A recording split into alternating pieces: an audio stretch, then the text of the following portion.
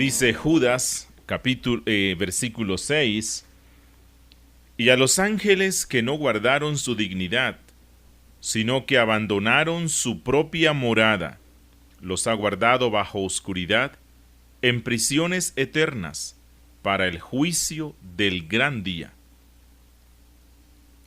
El gran rey Saúl, quien había sido escogido por Dios para gobernar sobre su pueblo santo, obtuvo grandes privilegios de parte del soberano. Era un hombre de hermoso semblante y de hombros para arriba sobrepasaba al resto del pueblo, como dice Isaías 9:2.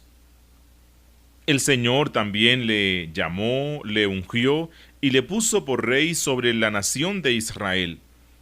Incluso le concedió facultades espirituales como el profetizar, según dice primer libro de Samuel, capítulo 10, verso 6.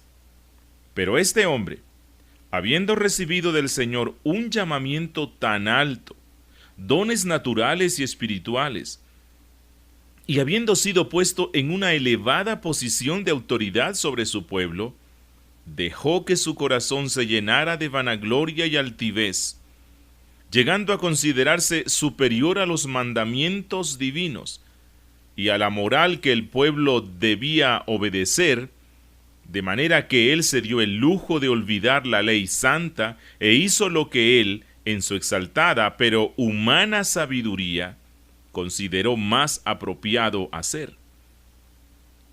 Es así que decide ofrecer holocaustos y ofrendas de paz, lo cual no le correspondía hacer como rey, sino que tenía mandamiento de esperar a Samuel para que él oficiara esta ceremonia. Saúl pensó que por ser el rey y haber recibido algunas bendiciones y dones de lo alto, podía inmiscuirse en asuntos que eran competencia de otros ministerios. Pero a pesar de su posición elevada, Dios no le pasó por alto su pecado y decidió desecharlo para siempre.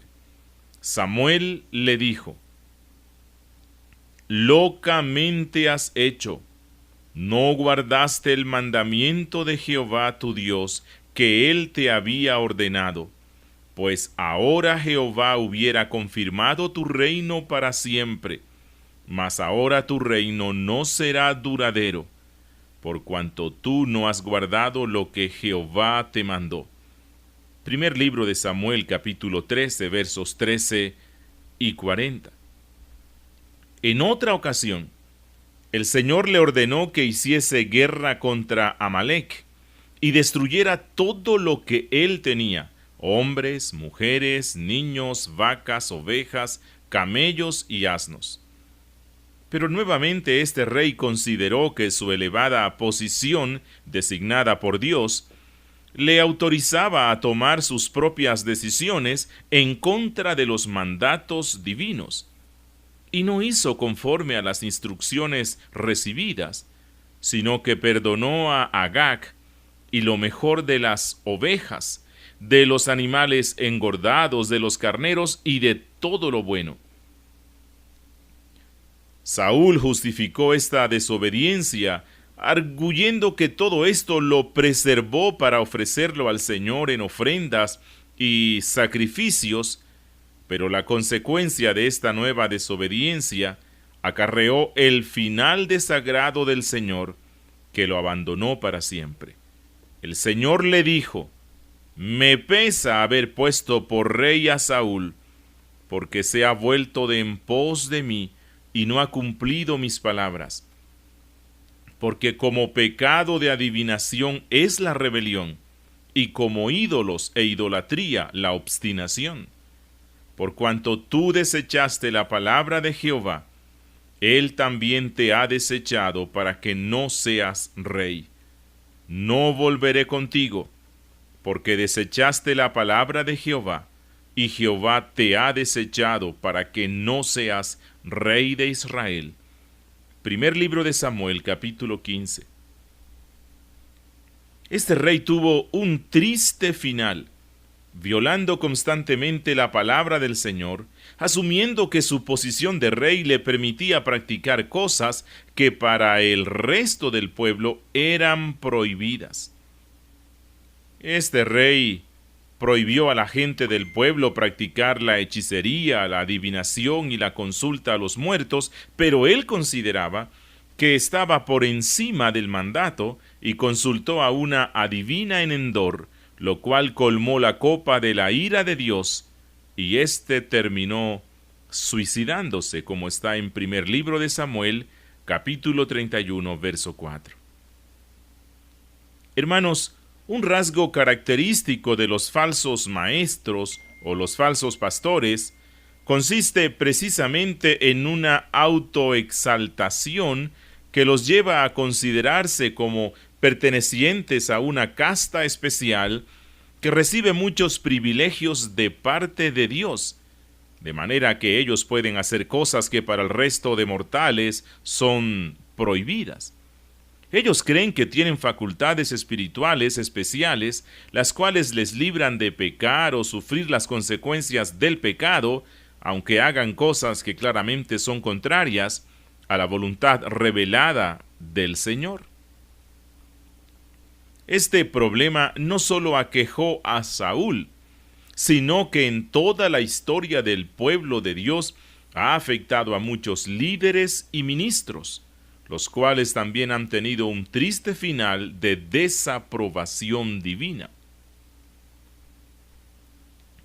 Y es que es muy fácil dejarse corromper por el poder o la autoridad, llegando al punto de asumir atribuciones que no nos corresponden. El pastor Judas continúa en el versículo 6 describiendo algunos ejemplos bíblicos de cómo la ira de Dios se desató sobre los desobedientes, los líderes y creyentes que se alejan de la voluntad revelada del Señor, trastornando así la doctrina bíblica, buscando su propia satisfacción y provecho personal. En el versículo 5 recordemos que Judas nos mostró cómo Dios castigó a los israelitas luego de haberlos liberado del yugo opresor egipcio, pues ellos, en vez de mantenerse en la fe, decidieron alejarse de ella, manteniéndose incrédulos. Luego, en el verso 7, nos mostrará el ejemplo de Sodoma y Gomorra, ciudades que trastornaron el orden divino para la sexualidad y recibieron la destrucción fulminante. Analicemos la enseñanza que hoy nos trae Judas con el fin de advertirnos para cuidarnos de los falsos maestros, pues la ira de Dios vendrá si abandonamos la verdadera fe bíblica.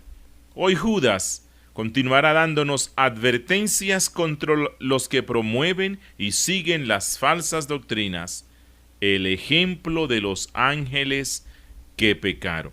Y este texto vamos a estructurarlo de esta forma. En primera instancia, vamos a estar viendo una alta dignidad. Segundo, un abandono pecaminoso. Y tercero, un juicio seguro. Vamos a empezar con la primera parte de nuestra estructura. Una alta dignidad.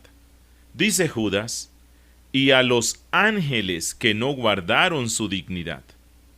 El ejemplo que usa el autor para advertir a los falsos profetas del inminente castigo que vendrá sobre ellos por haber desviado la doctrina y en su paso corromper al pueblo de Dios, se basa en los ángeles que pecaron. Ahora, esta advertencia es muy seria, pues no se trata de cualquier clase de seres, no. Se trata de aquellos que habían estado por mucho tiempo delante de la presencia de Dios, viendo su majestad en su trono de gloria.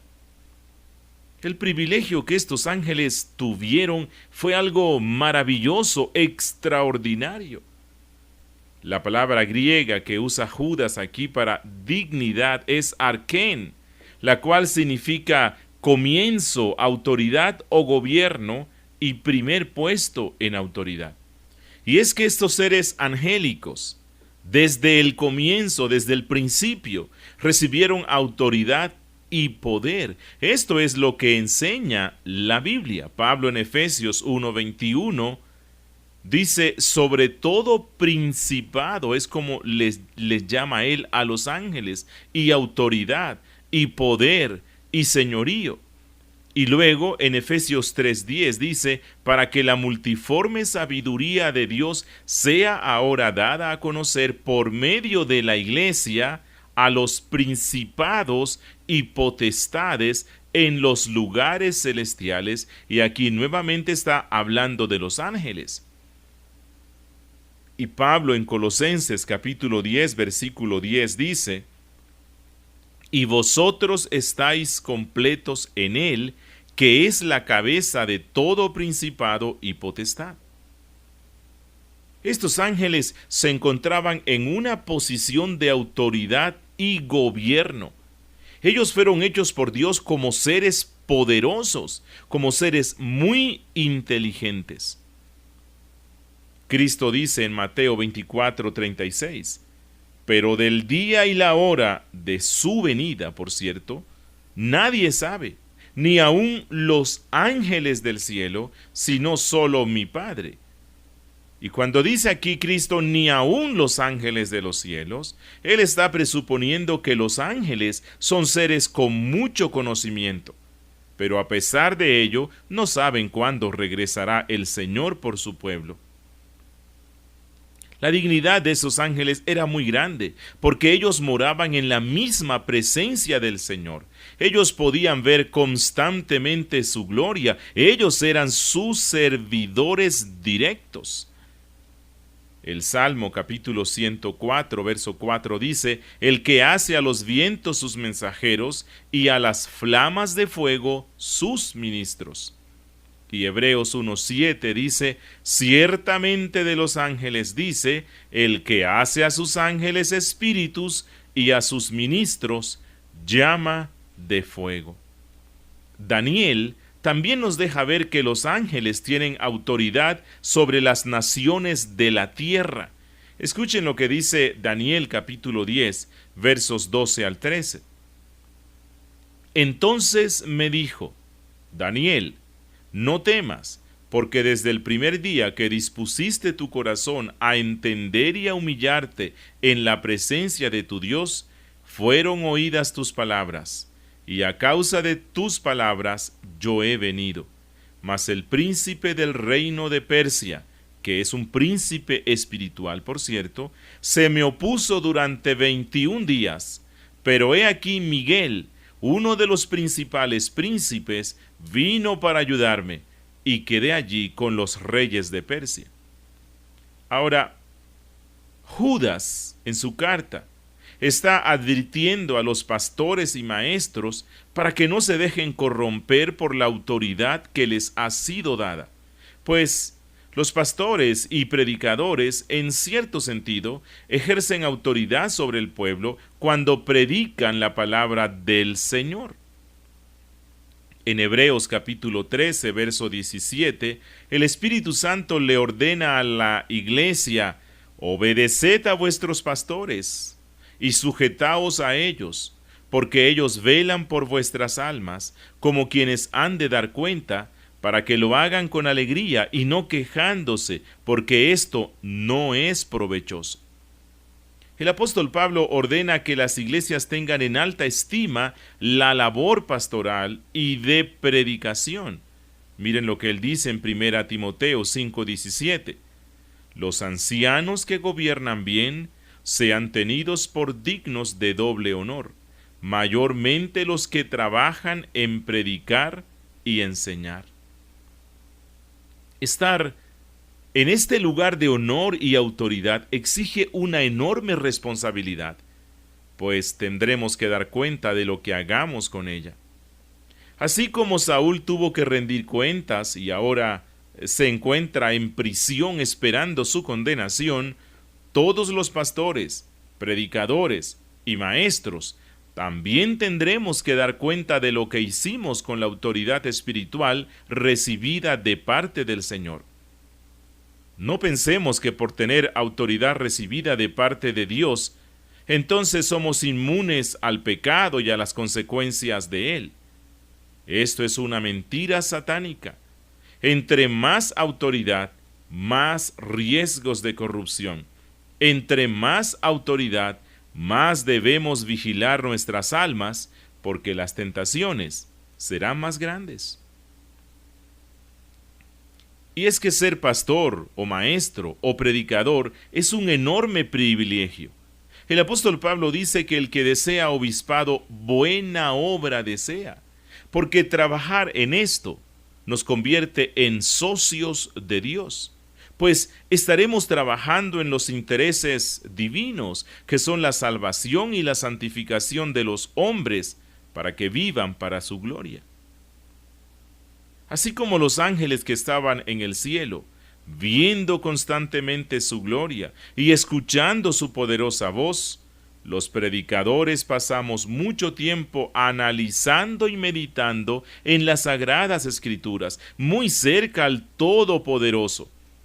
Pero si abusamos de esta cercanía para sacar provecho personal y desviar así al pueblo del verdadero conocimiento del Evangelio Salvador, entonces estaremos en la misma situación de estos ángeles que pecaron y ahora esperan un terrible juicio condenatorio.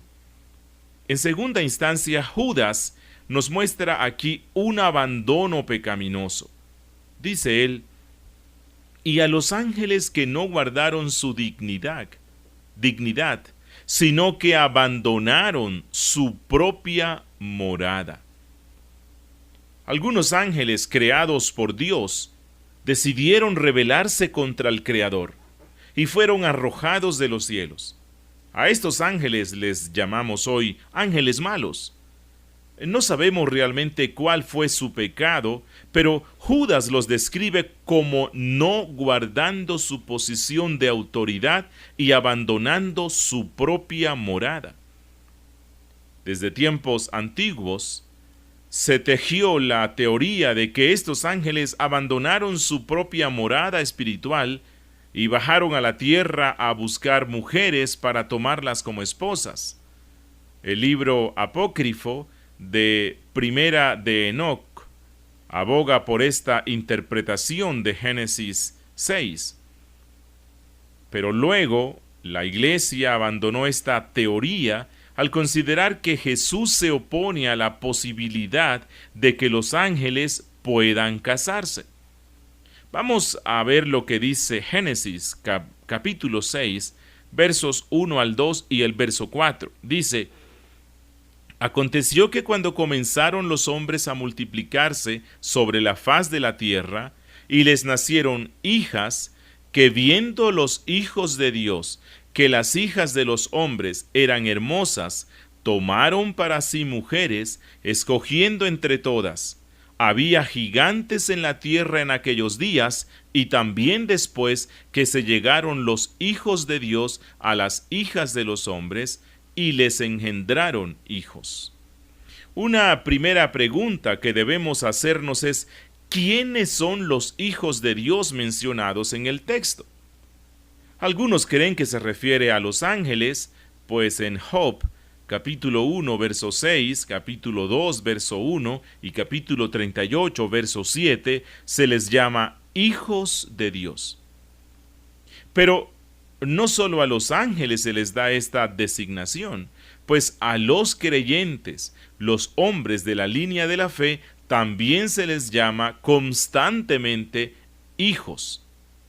Así que, según otra perspectiva, los hijos de Dios mencionados en el capítulo 6 de Génesis designa a los descendientes de Set, los cuales habían preservado la fe en el verdadero Dios, pero se empezaron a descarriar al contraer matrimonios con mujeres incrédulas. Algunos intérpretes de la Biblia han llegado a la conclusión de que los hijos de Dios mencionados en el pasaje son ángeles, porque el resultado de esta unión, llamémosla demoníaca humana, fue el surgimiento de una raza de gigantes. Aunque en las Sagradas Escrituras se nos habla de algunos hombres que se distinguieron por su gran estatura física, como por ejemplo los hijos de Anac, que se mencionan en Números 13:33, Goliat en primer libro de Samuel 17:4. No obstante, los Nefilín o gigantes que se mencionan en Génesis 6 no necesariamente son hombres de gran estatura física, sino que la palabra usada en hebreo significa literalmente nacidos de la tierra, es decir, los gigantes o nefilín hacen referencia al hombre caído, al que tiene una mente animal, carnal, mientras que por otro lado, los hijos de Dios son los hombres de la fe, los nacidos de nuevo. Y recordemos que la palabra nefilín, usada en Génesis 6, también hace referencia a hombres valientes, guerreros, pero no a personas de gran estatura necesariamente. Ahora, considero que estos hijos de Dios mencionados en Génesis 6 no son los ángeles caídos por varias razones. Primero, la Biblia nos muestra que los ángeles son seres espirituales, no tienen cuerpo como el de los hombres. Si bien en algunas ocasiones el Señor autorizó a unos pocos ángeles para que asumieran una apariencia humana y se mostraran a algunos hombres en la historia sagrada, la verdad es que estas apariciones fueron escasas y siempre fueron de ángeles santos, nunca de ángeles caídos. Solo la unión de células reproductivas de miembros de una misma especie tiene la capacidad de producir nueva vida. La esencia de los ángeles es muy diferente de la de los hombres. Segundo, Jesús dijo que los ángeles no se casan ni se dan en casamiento. Esto está en Mateo 22:30. Ellos no tienen capacidades reproductivas, no fueron creados con ese fin. El mandato de reproducción lo dio el Señor a los hombres y a los animales, pero no a los ángeles. Tercero, la frase inicial del versículo 7, cuando dice, como Sodoma y Gomorra y las ciudades vecinas, las cuales de la misma manera que aquellos, refiriéndose a los ángeles, no indica que el pecado de los ángeles fue de índole sexual, sino que Dios castigó a Sodoma y a Gomorra, así como castigó a los ángeles que pecaron y a los israelitas incrédulos. Dejemos hasta aquí este tema y continuemos con el argumento del pastor Judas. Es posible que estos ángeles perdieran su puesto de autoridad porque se negaron a obedecer el mandamiento, ya que deseaban ser como Dios. Es importante resaltar las dos palabras que usa el autor: no guardaron y abandonaron. No guardaron su dignidad y autoridad y abandonaron su propia morada. Es decir, esos ángeles no fueron consistentes con la posición en la que estaban, no la apreciaron, quisieron más de lo que tenían. Ese es uno de los problemas del poder y de la autoridad. Si el poder o la autoridad no son usados para servir, entonces el poder se apodera del corazón y ya no se usa para el bien de los demás, sino solo para satisfacer los deseos y caprichos personales, convirtiéndose así en algo pecaminoso y peligroso. Es por eso que a los pastores o ancianos el Nuevo Testamento les da muchas enseñanzas para la humildad y el servicio. Escuchen lo que dijo Cristo en Mateo capítulo 20, verso 25 al 28. Sabéis que los gobernantes de las naciones se enseñorean de ellas, y los que son grandes ejercen sobre ellas potestad. Mas entre vosotros no será así, sino que el que quiera hacerse grande entre vosotros será vuestro servidor, y el que quiera ser el primero entre vosotros será vuestro siervo, como el Hijo del Hombre no vino para ser servido, sino para servir, y para dar su vida en rescate por muchos. Y Cristo en Juan capítulo 13, versos 13 al 15 dijo: Vosotros me llamáis Maestro y Señor, y decís bien, porque lo soy. Pues si yo, el Señor y el Maestro, he lavado vuestros pies, vosotros también debéis lavaros los pies los unos a los otros, porque ejemplo os he dado, para que como yo os he hecho, vosotros también hagáis. Y en Primera de Pedro, capítulo 5, versos 1 al 3 dice: Ruego a los ancianos que están entre vosotros, yo anciano también con ellos, y testigo de los padecimientos de Cristo, que soy también participante de la gloria que será revelada. Apacentad la grey de Dios que está entre vosotros, cuidando de ella, no por fuerza, sino voluntariamente, no por ganancia deshonesta, sino con ánimo pronto, no como teniendo señorío sobre los que están a vuestro cuidado, sino siendo ejemplos de la grey. Hermanos, los que ejercen alguna autoridad en el pueblo de Dios, también son tentados a abandonar su rol de servidores para buscar ser lo que realmente no son. Un pastor puede estar tentado a abusar de su posición y tratar de aprovecharse de la credibilidad que tiene de la feligresía para, por ejemplo, enseñar una doctrina o cosas que no son bíblicas, pues la mayoría de la gente les va a creer, ya que los creyentes no hemos aprendido a seguir el ejemplo de los piadosos judíos de Berea que escudriñaban las Escrituras para ver si lo que se les enseña es bíblico o no. También un pastor puede usar su credibilidad para sacar provecho económico de la feligresía, para conseguir votos que les permitan alcanzar algún puesto en el gobierno local, regional o nacional. También para satisfacer sus caprichos y deseos pecaminosos personales. Pero estas conductas, amados hermanos, no quedarán impunes, pues el pastor de los pastores un día vendrá como juez para juzgar y condenar a los que actuaron impíamente. Y por último, Judas nos muestra un juicio seguro, un juicio seguro. Él concluye este texto diciendo: los ha guardado bajo oscuridad, en prisiones eternas, para el juicio del gran día. A pesar de la alta posición y dignidad que estos ángeles tuvieron por algún tiempo, no obstante, al ellos abandonar su posición para dedicarse a cosas que no les correspondían, el Señor actuó conforme a su justicia y los entregó a una terrible condenación. Los confinó a vivir en las tinieblas. Debido a su pecado, estos ángeles ya no podían mantener sus dominios ni las esferas de influencia. El autor de la carta no da más información o detalles del lugar donde moran estos ángeles prisioneros. Y es que el interés del escritor es mostrar a la iglesia que Dios castiga a todos los que se niegan a obedecerle.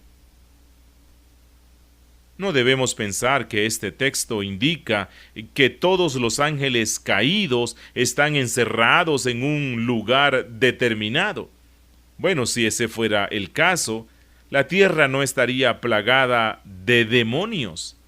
La imagen que Judas quiere comunicar es que los ángeles rebeldes están viviendo en oscuridad espiritual y están encadenados a su sentencia de juicio divino, de la cual nunca podrán escapar. Isaías también profetizó del encarcelamiento de los ángeles pecadores, esperando el gran juicio de la condenación. Dice en el capítulo 24, acontecerá en aquel día que Jehová castigará al ejército de los cielos en lo alto, y a los reyes de la tierra sobre la tierra, y serán amontonados como se amontona a los encarcelados en mazmorra, y en prisión quedarán encerrados, y serán castigados después de muchos días. Hermanos, la oscuridad espiritual es el resultado del alejamiento de Dios. Judas advierte a los falsos maestros que estaban dañando la fe verdadera de la iglesia, diciéndoles que ellos están cayendo en una profunda oscuridad de la cual no podrán salir, sino que quedarán para siempre presos en ella, esperando que venga el día del gran juicio en el cual Dios juzgará a grandes y chicos, como dice Juan en Apocalipsis 20:12. Y vi a los muertos, grandes y pequeños, de pie ante Dios, y los libros fueron abiertos, y otro libro fue abierto, el cual es el libro de la vida, y fueron juzgados los muertos por las cosas que estaban escritas en los libros según sus obras. Hermanos, el juicio del que habla aquí Judas es seguro y firme para los falsos maestros. Su condenación es terrible. Dice Apocalipsis 20:15, fue lanzado al lago de fuego. Los falsos profetas que infectan a la iglesia piensan que las cosas serán como sus locas imaginaciones les muestran, y están convencidos que Dios no los condenará por sus desvaríos, porque ellos creen tener un lugar especial ante Dios.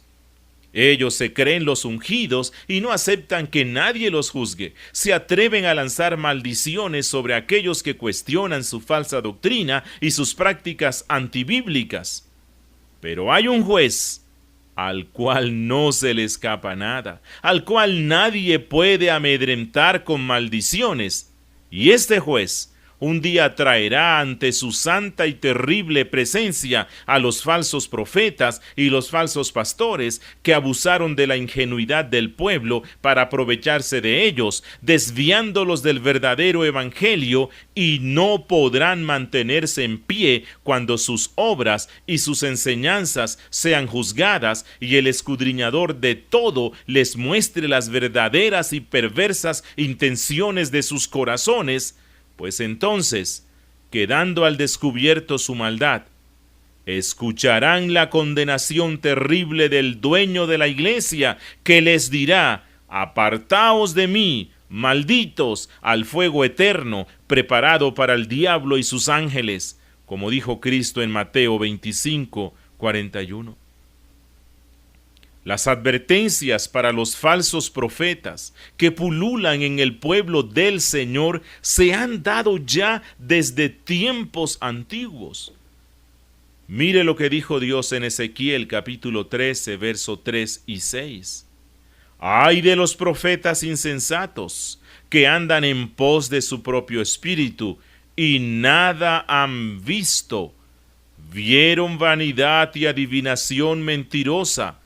Dicen: ha dicho Jehová, y Jehová no los envió.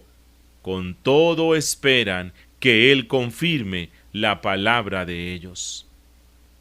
Los ay que están en la Biblia son la antesala de los terribles juicios del Señor. Esta profecía de Ezequiel es una advertencia que debe hacer temblar a todo el que hable en nombre de Dios. Escuchen lo que dice Ezequiel 34:2. Hijo de hombre, profetiza contra los pastores de Israel. Profetiza y di a los pastores: así ha dicho Jehová el Señor. Ay de los pastores de Israel que se apacientan a sí mismos. ¿No apacientan los pastores a los rebaños? Hermanos, deseo terminar con dos breves aplicaciones. Primero, ya hemos visto que los ángeles son seres muy exaltados. Ellos recibieron muchos dones y privilegios. Pudieron ver la gloria de Dios cara a cara y servirle como sus ministros. No obstante, cuando quisieron ser más de lo que eran y abusaron de sus dones, el Señor no les perdonó, sino que los entregó a la oscuridad perpetua, donde esperan que el juicio final de Dios se derrame sobre ellos, lanzándolos al infierno para siempre. Hermanos, que esto sea una advertencia para todos los que hemos recibido dones de la gracia divina. Estos dones son únicamente para el servicio humilde en el reino de Dios. No los podemos usar para buscar gloria, aceptación o reputación dentro de la iglesia. No podemos usar esos dones de la gracia como justificación para nuestros secretos pecados. Porque un día el dador de los dones nos llamará a cuentas. Y si no los usamos para su gloria, con humildad, sino que los usamos para nuestro provecho y orgullo personal, entonces la palabra que escucharemos del juez celestial será terrible y de gran condenación. Y una segunda aplicación. Hermanos, tengamos cuidado de escudriñar las Escrituras para verificar que las enseñanzas que nos dan nuestros pastores y maestros sean conforme a la voluntad escrita del Señor. Pues no solo los falsos pastores recibirán condenación por su descarrío, también serán condenados todos aquellos que les siguen en sus disoluciones. Hoy día muchos líderes de las iglesias están divorciándose y recasándose, lo cual es violatorio de la palabra del Señor que dice: porque Jehová Dios de Israel ha dicho que él aborrece el repudio, como dice en Malaquías 2:16. Y este pecado del liderazgo está conduciendo a los creyentes a pensar que divorciarse por cualquier causa y volverse a casar es algo aceptado por el Señor. Pero aún Dios sigue diciendo a su pueblo: aborrezco el repudio. Esta es una muestra de cómo los creyentes pueden ser llevados al alejamiento de la voluntad de Dios por causa de los falsos pastores o falsos profetas. Hermanos, abandonemos toda práctica contraria a la voluntad del Señor. Dejemos de escuchar a los falsos pastores, salgamos de las iglesias que cada día se infectan más y más con el error doctrinal y anunciemos por doquier la doctrina bíblica. Así esto no nos convierta en personas populares. Si usted desea recibir una copia de este programa o desea descargarlo, puede ingresar a la página web www.caractercristiano.org. Repito, www.caractercristiano.org. Este es un aporte de la Iglesia Bautista Reformada, La Gracia de Dios en Medellín.